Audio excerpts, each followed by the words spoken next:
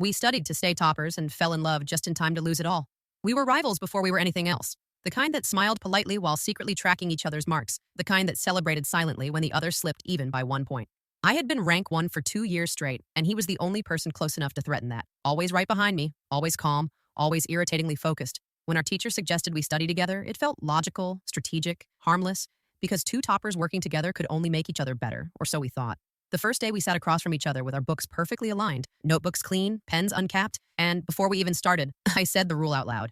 No feelings. He laughed lightly and agreed, saying we were too competitive for that anyway, and I remember feeling relieved because ambition felt safer than emotion. We studied efficiently at first, quizzing each other, correcting mistakes, pushing harder, and every session ended with satisfaction, with the quiet confidence that we were doing the right thing. He explained concepts patiently, never making me feel small, and I noticed how rare that was, how most people turned learning into ego, but with him it felt balanced. I told myself that was respect, not attraction, that appreciation did not mean danger. Slowly our sessions grew longer, stretching past schedules, turning into shared snacks, shared complaints, shared laughter that had nothing to do with academics. I noticed how easily he understood my silences, how he knew when I needed a break without asking, how studying with him felt less like pressure and more like comfort. That should have been my warning. Still, I ignored it because we had a rule, and rules made things simple, predictable, controllable, and I needed control more than anything. We started texting about doubts late at night, then about stress, then about everything else, and I told myself it was teamwork, not closeness. Our marks stayed high at first, almost identical, and there was a strange pride in that, like we were equals in a world that only allowed one winner. But somewhere between mock tests and late evening revisions, competition softened, and something quieter took its place. I began looking forward to sessions for reasons that had nothing to do with grades, and that realization scared me more than failing ever had. Because I knew the moment feelings entered the picture, focus would blur, priorities would shift, and someone would lose. I just didn't know yet that the someone would be both of us. Can two ambitious people ever promise no feelings and mean it?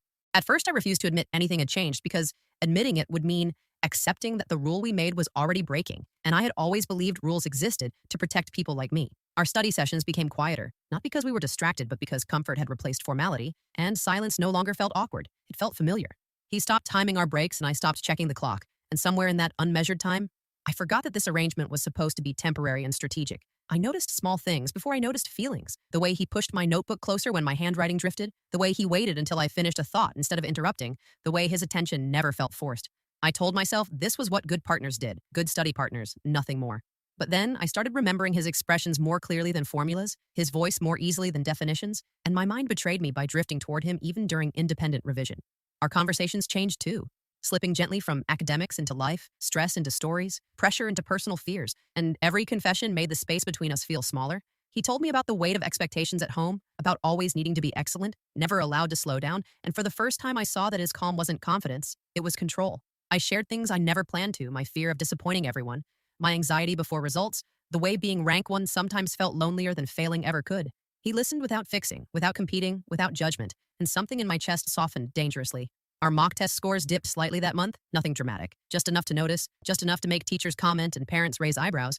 I blamed exhaustion, blamed syllabus pressure, blamed everything except the truth that studying with him no longer felt purely academic.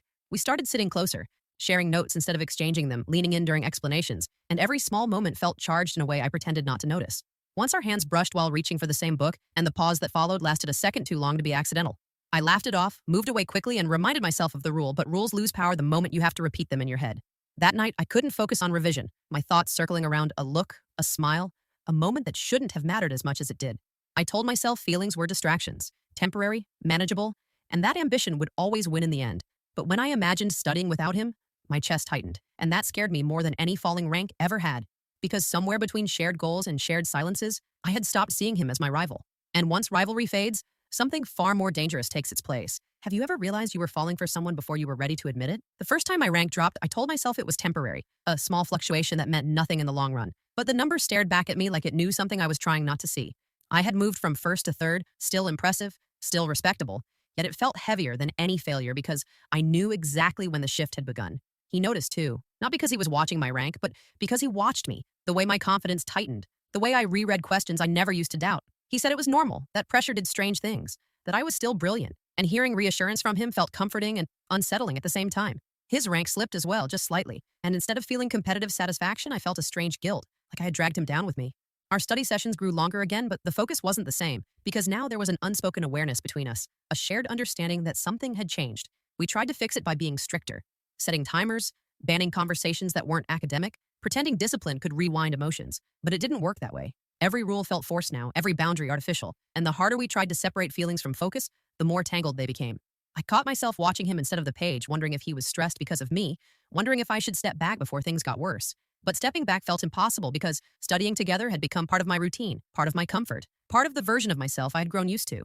Teachers started asking questions, subtle at first, then direct, suggesting changes, warning about distractions, and every word felt like an accusation I couldn't defend.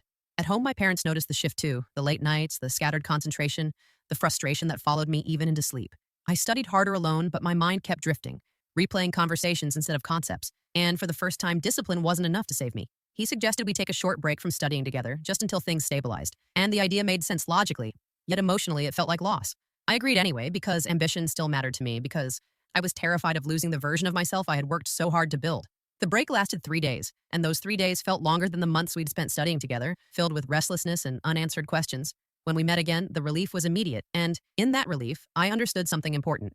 The problem wasn't distraction, the problem was attachment, and attachment doesn't disappear just because you tell it to. When success starts slipping, do you blame the situation or the feelings you don't want to face? After the break failed to help, we convinced ourselves that effort could undo emotion, that discipline could overpower attachment, and we threw ourselves back into studying with a seriousness that felt almost desperate. We made new schedules, stricter ones, blocked hours that left no room for conversation, no space for pauses, and I told myself this was what maturity looked like. But something had shifted too deeply to be ignored, because even when we focused, there was tension underneath, like we were both pretending not to notice the obvious. I could feel it in the way he hesitated before correcting me now, careful not to sound harsh, careful not to hurt, and that softness made things worse, not better. I missed the sharpness we used to have, the honesty of rivalry, because at least then I knew where I stood. Now everything felt cautious, fragile, like one wrong word could break more than concentration. Our scores continued to slide, not dramatically, but consistently, and consistency scared me more than a sudden drop ever could. It meant this wasn't a phase, it was a pattern. Teachers suggested separate seating, separate study groups, and I nodded politely while something heavy settled in my chest, because separating us academically felt like admitting failure emotionally. At home, the pressure intensified, expectations pressing in from every side, and for the first time I started dreading exams instead of seeing them as challenges. He noticed, always noticing, asking if I was okay, offering reassurance that felt sincere but powerless, because neither of us knew how to fix this without losing each other. One evening, I snapped at him over something small, a minor correction, a misread question, and the silence that followed was thick and unfamiliar. I apologized quickly, surprised by my own reaction, and he smiled it off, but something in his eyes stayed distant, like he was recalibrating. That night, I cried quietly, not because of marks or pressure, but because I felt trapped between who I was becoming and who I had always been. Ambition had shaped my identity for so long that losing control over it felt like losing myself. I wondered if loving someone always came with this kind of cost, if closeness inevitably blurred focus, or if we were just bad at balance. We talked less during sessions now, not because we didn't want to, but because conversation felt dangerous and silence felt safer even when it hurt. Every shared moment carried weight, every glance felt loaded, and studying became something we did side by side rather than together. I started to sense that an ending was forming, not because we wanted it, but because pressure has a way of forcing decisions you avoid making yourself. And the closer exams came, the clearer it became that something had to give.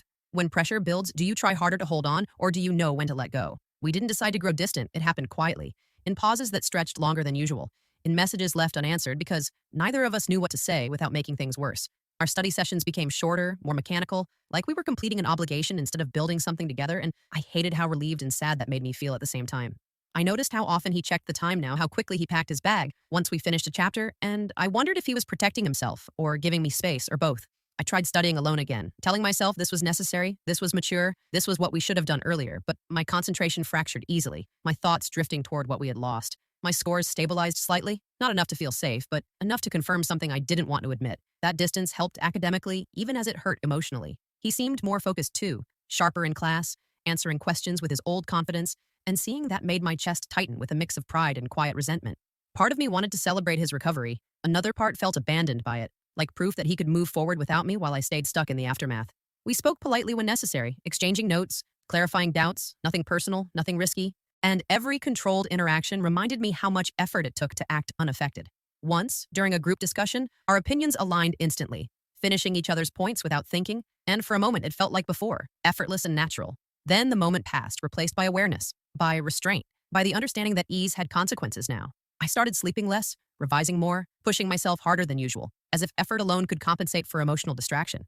At home, my parents praised my discipline, unaware of the quiet battle behind it, unaware that discipline had become my shield instead of my strength. He texted one night, a simple message asking if I was okay, and I stared at it for a long time before replying with a careful yes. The conversation stayed brief, polite, safe, and when it ended, I felt an unexpected wave of grief, realizing that safety sometimes feels like loss. I wondered if this was what choosing ambition over emotion looked like, not dramatic endings or clear decisions, but slow fading, quiet compromises, and unanswered questions. The exams were getting closer now, the pressure heavier, and the silence between us felt like something we were both pretending not to see. I knew we were approaching a point where avoidance would no longer work, where something would have to break or end, and that knowledge sat with me constantly. Because the hardest part wasn't losing focus, it was learning how to let go of someone without ever saying goodbye. Is distance a sign of maturity, or just another way of avoiding pain? The closer the final exams came, the heavier everything felt, like the air itself carried expectations, and the silence between us became impossible to ignore. We had mastered avoidance, perfected politeness, learned how to exist in the same space without touching anything real, but pressure has a way of pulling truths to the surface. One evening, he asked if we could talk. Not about studies, not about schedules, just talk, and my chest tightened because I knew this moment had been waiting for us. We sat in the library surrounded by quiet concentration, irony not lost on either of us because this was the place where everything had started to unravel. He spoke first, admitting that studying together had changed him, that competition no longer felt clean, that caring made it harder to focus, not easier. I listened, my hands folded tightly because his words mirrored thoughts I had been bearing for weeks. He said he didn't regret what we shared, but he regretted the timing, regretted that ambition and emotion had collided when neither of us could afford the damage. I told him how scared I had been of losing my identity, how being a topper had defined me for so long that watching it slip felt like watching myself disappear. He admitted he had felt the same, that pressure had always been his anchor, and without it, he didn't know who he was supposed to be. We sat with that truth for a moment, two people realizing they were more similar than rivalry ever allowed us to admit. He suggested we stop talking completely until exams were over. No studying together, no messages, no check-ins, nothing that could blur focus further. The suggestion made sense, clean and logical, and that was what hurt most because logic had never been the problem. I nodded slowly, agreeing, because part of me knew this was necessary, even if another part felt like it was being asked to disappear. We didn't argue, didn't dramatize it, didn't promise anything for after because promises felt dangerous now. We just sat there quietly, understanding that this was goodbye for now, even if neither of us said the word. When we stood to leave, he hesitated like he wanted to say more, then stopped himself, and that restraint felt heavier than any confession. Walking away from him felt different this time. Not sharp, not sudden, but final in a way I wasn't ready for. That night, I opened my books and studied harder than I ever had. Not because I was motivated, but because studying was the only place where my feelings couldn't follow me. I told myself this sacrifice would be worth it, that focus would return, that success would feel complete again. But as I turned pages, I wondered quietly what the cost of winning would be and whether losing him was already part of the price. Would you cut someone off if it meant protecting your future, even if it broke your heart? The first day without him felt unfamiliar in a way I hadn't prepared for, like walking into a room where the furniture had been moved just enough to make everything feel wrong.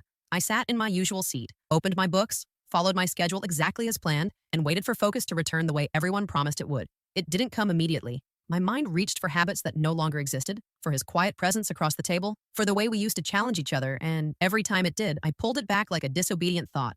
Slowly, discipline took over. Not gently, but firmly, forcing structure where comfort had been, and by the end of the day, I was exhausted in a way that had nothing to do with studying. The second day was easier, not because I missed him less, but because routine started reclaiming space, reminding me who I was before everything became complicated. I answered questions in class again, felt the familiar spark of confidence when concepts clicked, and for the first time in weeks, I believed recovery was possible. But nights were harder, because silence has a way of amplifying emotions you manage to suppress during the day. I caught myself wondering how he was doing, whether he was studying, whether the distance felt as heavy for him as it did for me. I never reached out, not because I didn't care, but because I cared enough to respect the boundary we had drawn together. Mock exam results came back, and my rank climbed slightly, not enough to celebrate, but enough to reassure, and that small improvement felt like proof that the sacrifice was working. Still, the relief was complicated, because success without him felt quieter, lonelier, stripped of the shared understanding we once had. Friends noticed my intensity, my narrowed focus, and praised my dedication, unaware that every hour of concentration was built on restraint. I learned how to redirect thoughts quickly, how to turn emotion into energy, how to channel longing into productivity, and that skill felt powerful and empty at the same time. Occasionally, our eyes met in hallways, brief and careful, and we looked away just as quickly, respecting distance without acknowledging what it cost.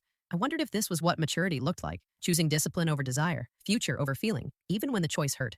As exams drew closer, pressure sharpened my focus further, leaving little room for doubt or distraction, and for the first time in months, I felt like myself again.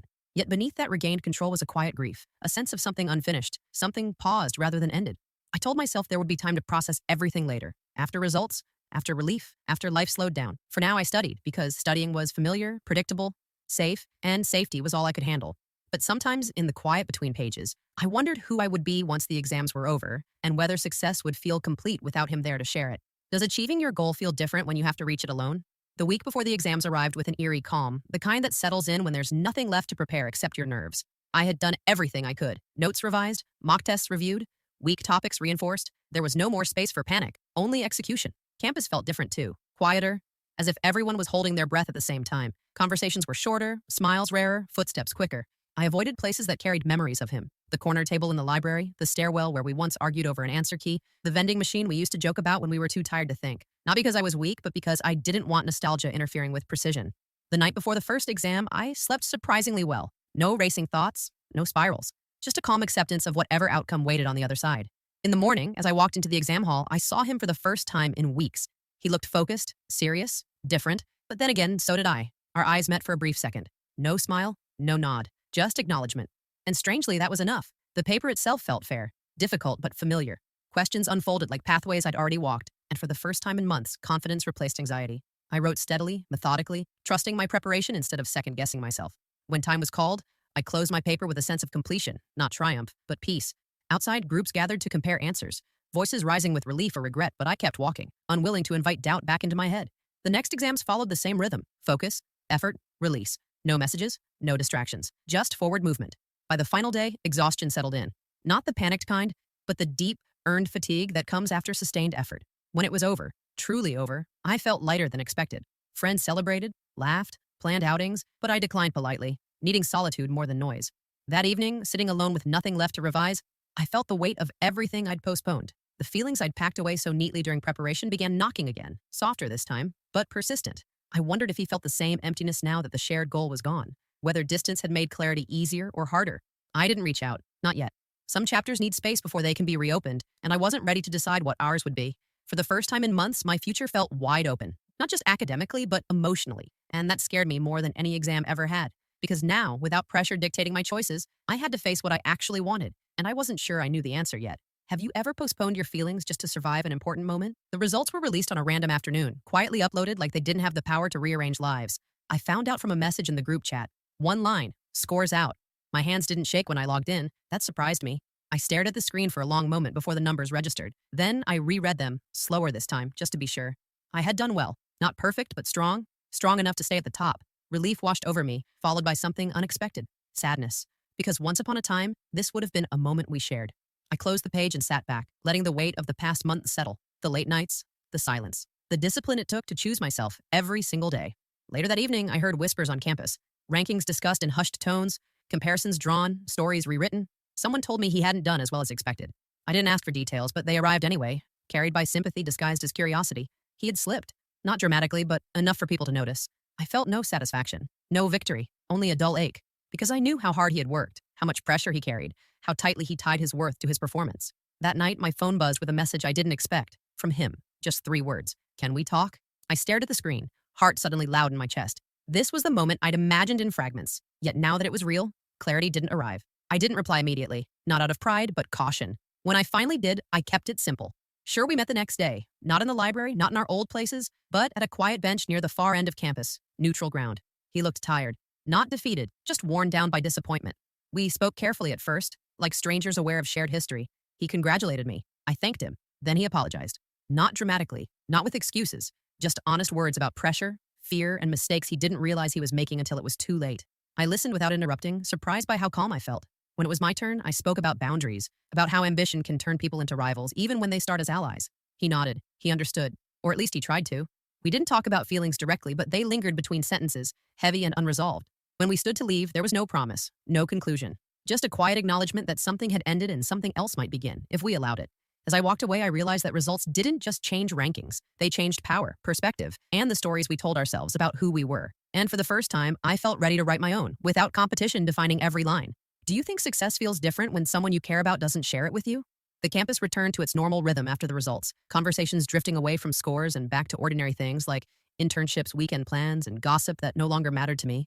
I noticed how quiet my mind had become, without the constant pressure to outperform someone I once cared about, and that silence felt like relief rather than emptiness. We stopped meeting after that conversation, not because of anger, but because closure does not always need repetition. Sometimes it just needs distance. I saw him a few times, always brief, always polite, 2 people who knew each other too well to pretend nothing had happened yet, too wisely to reopen old wounds. I focused on myself in ways I never had before, studying because I wanted to understand, not because I wanted to win, working because ambition felt cleaner when it wasn't sharpened by comparison. My grades stayed steady, but more importantly, my confidence did too. no longer tied to being first or better, just being consistent and capable. There were moments when I missed him, not the rivalry or the tension, but the version of us that laughed between chapters and shared quiet victories over solved problems. But nostalgia softened those memories, stripped them of their sharp edges, turning them into lessons rather than regrets. I realized that love did not ruin everything. Fear did. Fear of falling behind, fear of vulnerability, fear of choosing connection over control.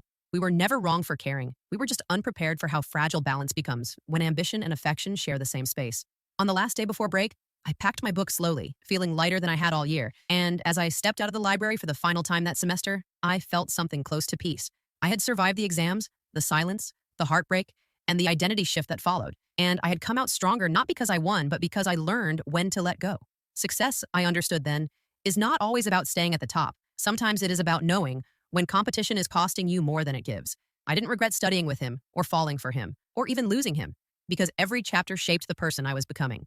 As I walked across campus, sunlight cutting through the trees, I smiled at the thought that my future was no longer defined by grades or rivals, but by choices I would make with clarity and courage. We had studied together to stay toppers, and somewhere along the way we lost our balance, but in losing each other, I found myself again, and that felt like the highest ranking I could ever earn. Do you think success means winning against others, or staying true to yourself even when it costs you something?